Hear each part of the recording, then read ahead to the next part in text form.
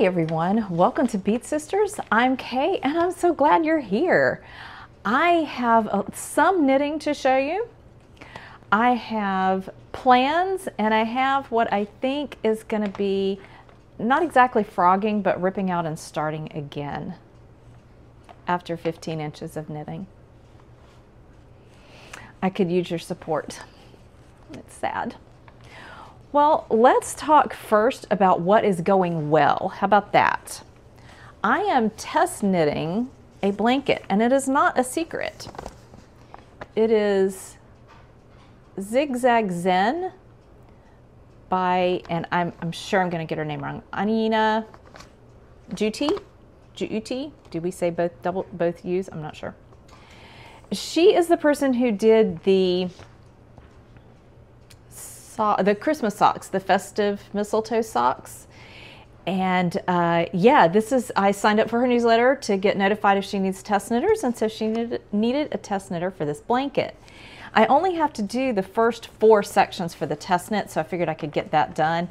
It's getting close. I really need to finish that today. This, if you want some information on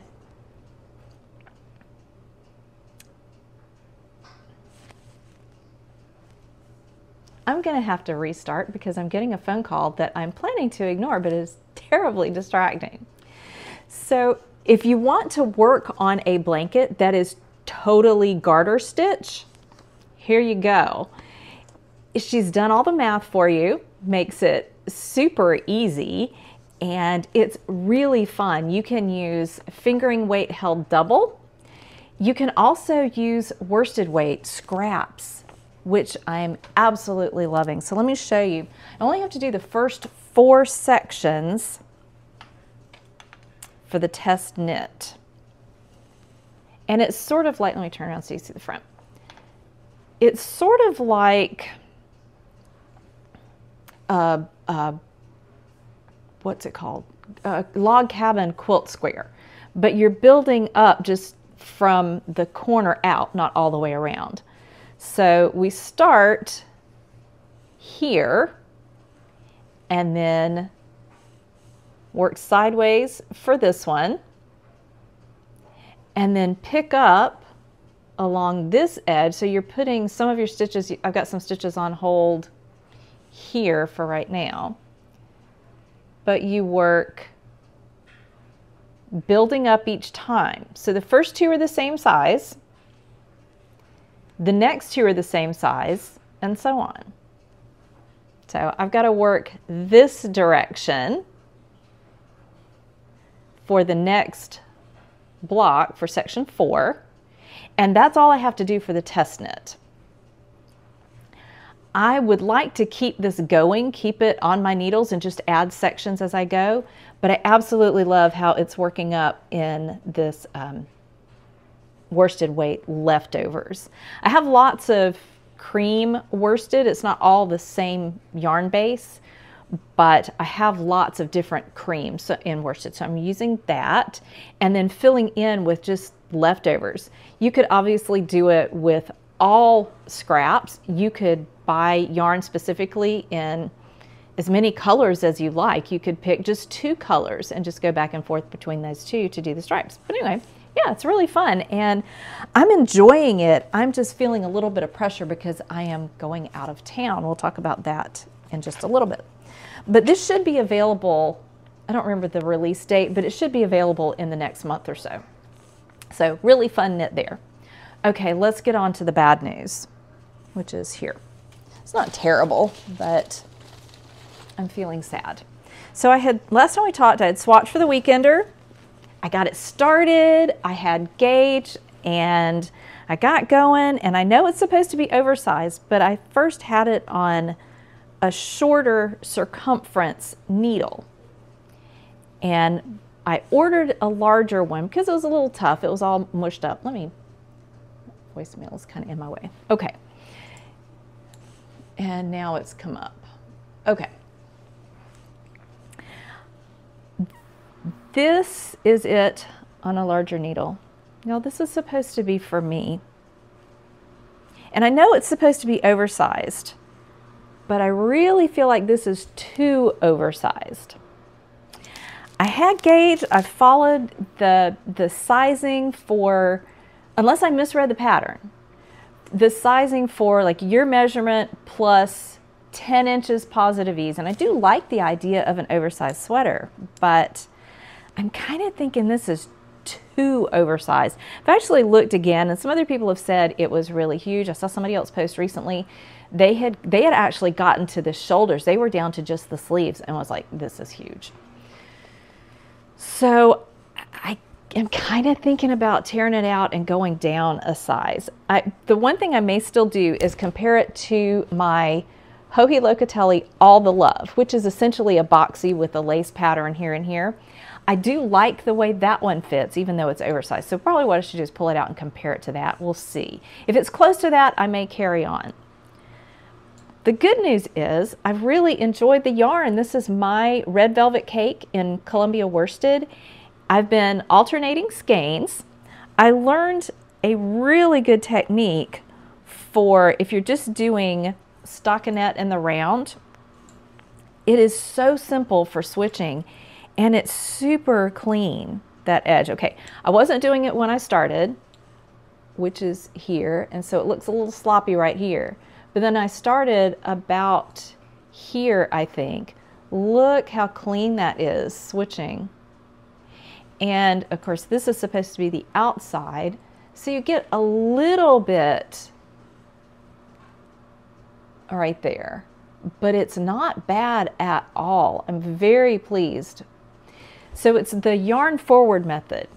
As you knit around, like you knit in one color, you come back around to your starting point, you take the yarn you're working and pull it forward, so pull it toward you.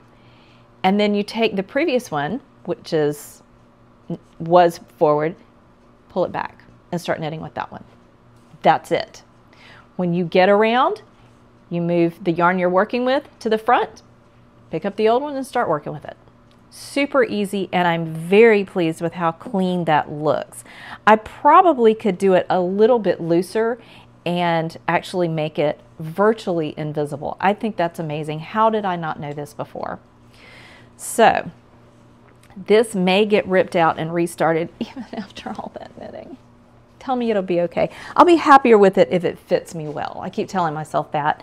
And it's not horrible knitting it. I mean, it's stockinette in the round for the vast majority of it.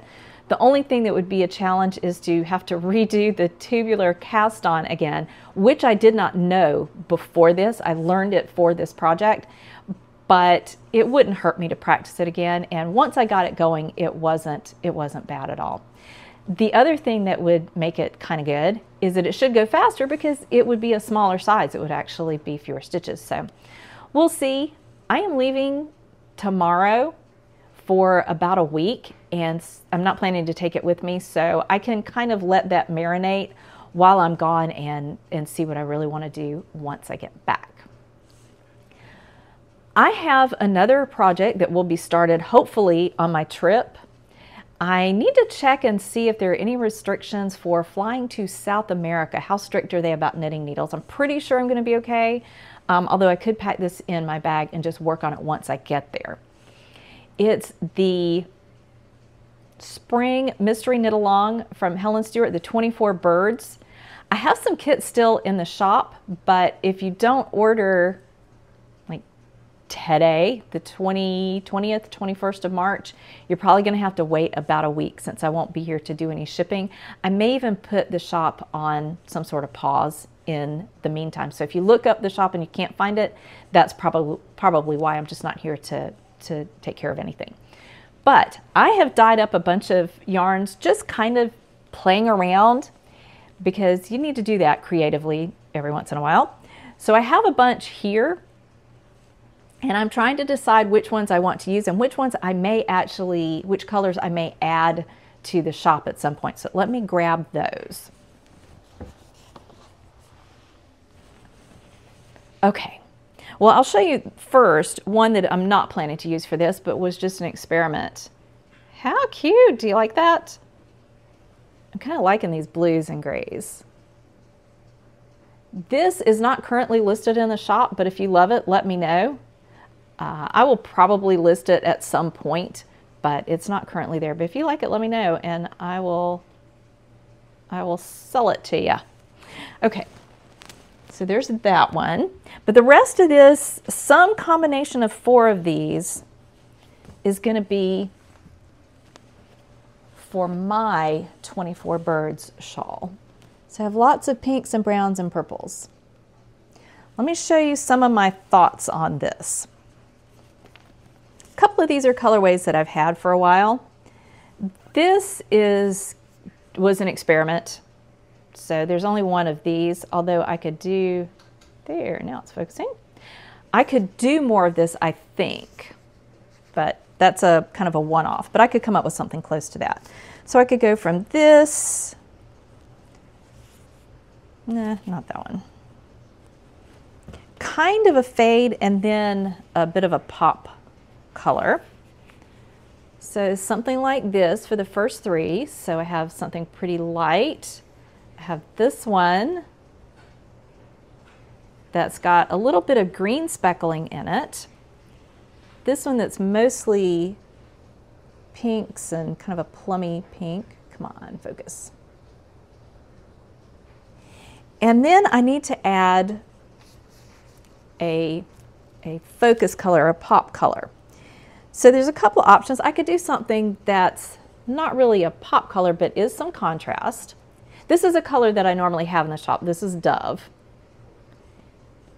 So I have this one. So I could do that. I could go with eggplant. So it'd be about like that. Can you see those okay? So that's another option for these. I could just go with a little bit more of a fade to this variegated.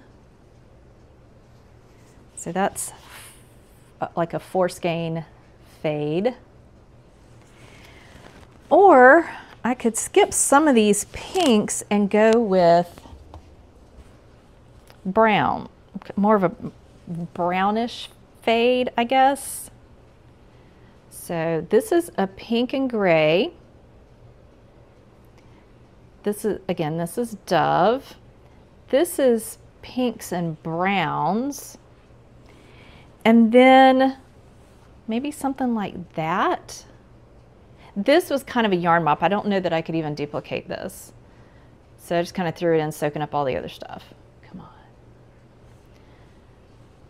So I've got that as an option, possibly with eggplant, but I'm not sure I'm loving those together.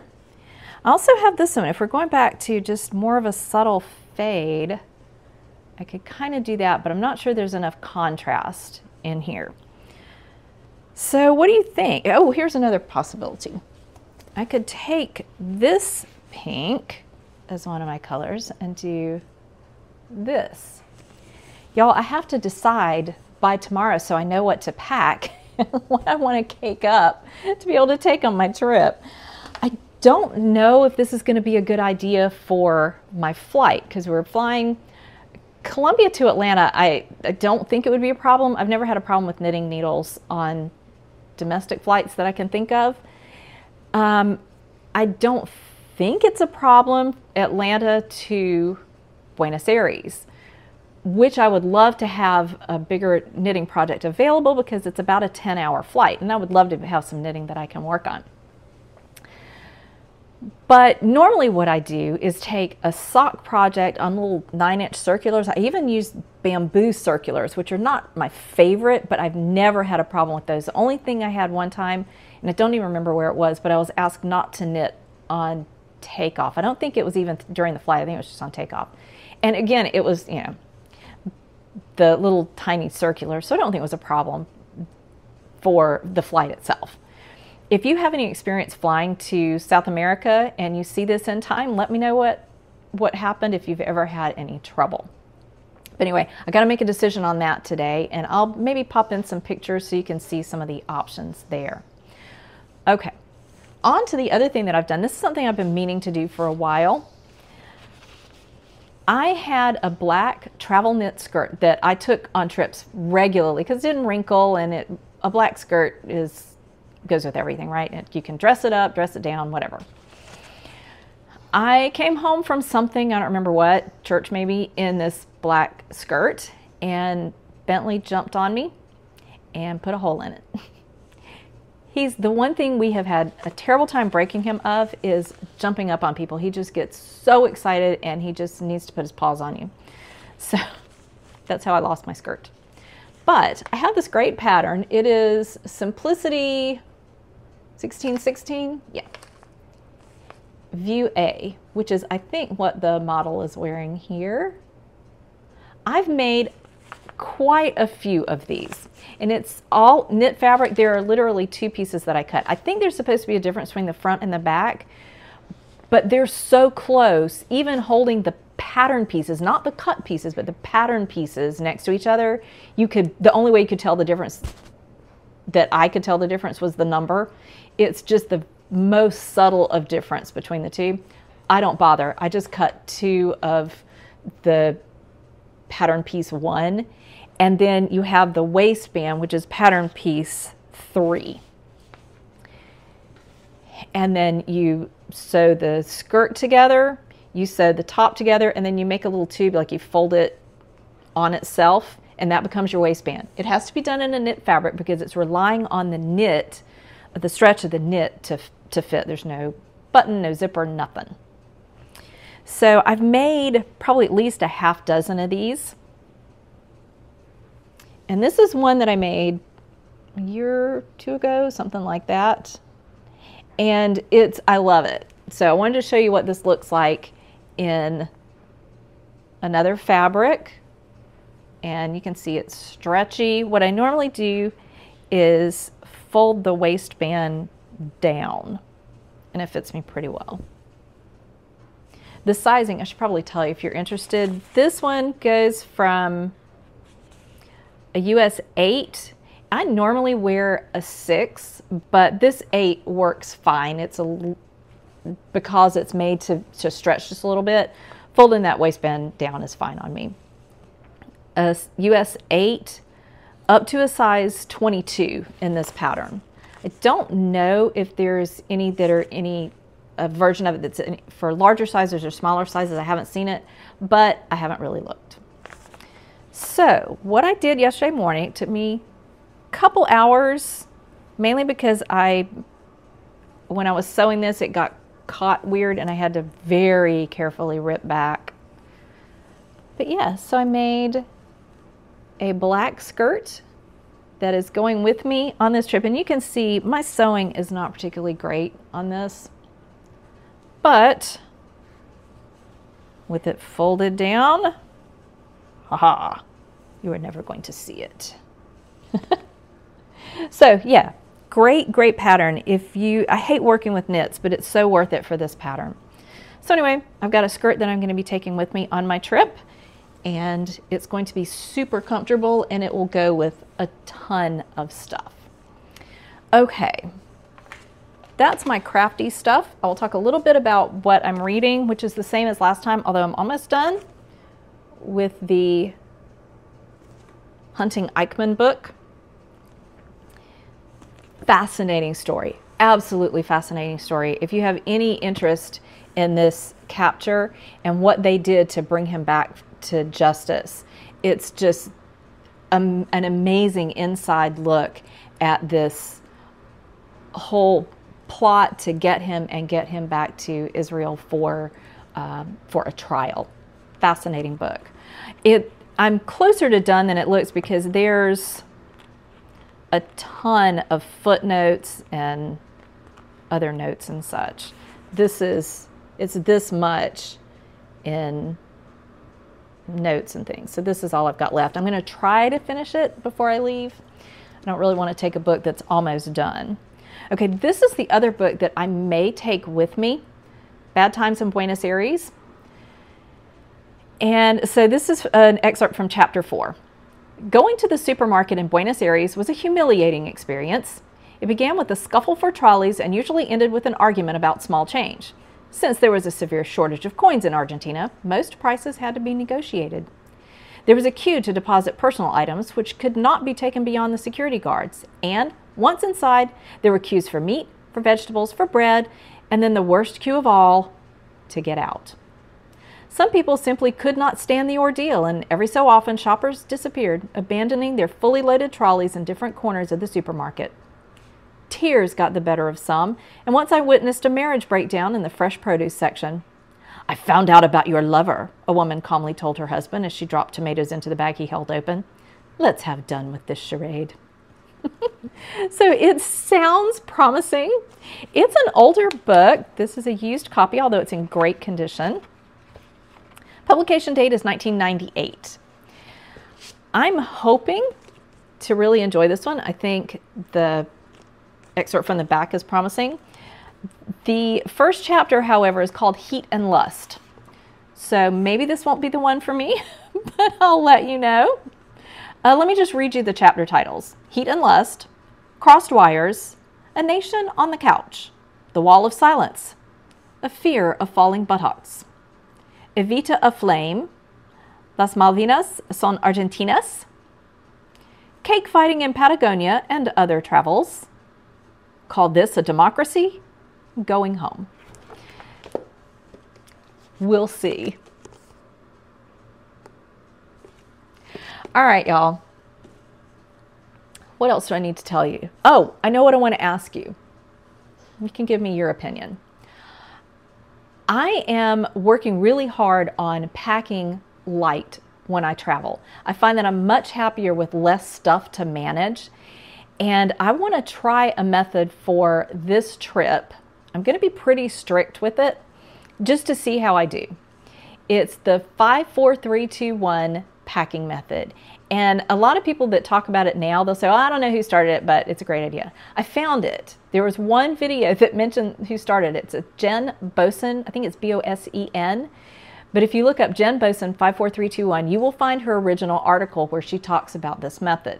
And there are some variations of it, but essentially it's 5 tops, 4 bottoms, 3, I think her original was maybe 3 pairs of shoes, 2 swimsuits, and 1, I don't remember what the other one was, 1 bag or something. But if you, oh no, I think there 2 skirts maybe. There were skirts in there somewhere. But if you don't wear skirts, you could adjust those numbers. If you only wear skirts, you can adjust those numbers. I think what I'm going to do is going to be 5 tops, 4 bottoms, 3 dresses, 2 shoes, and maybe 1 swimsuit. I think she had 2 swimsuits. I don't need 2 swimsuits. I may not even need 1, but I'm going to take 1 on this trip. The other thing that I need to consider is I have this skirt. Am I counting this plus a particular shirt as a dress, or am I counting that as one of my tops and one of my bottoms? I think I might consider it a dress, but we'll see. So if you're interested in seeing a video on how I'm packing and how much room that takes and how many outfits and how that works out, let me know, because I would really like to do a packing video like that. I'm not trying to travel carry-on only, although I think I probably could if I follow this.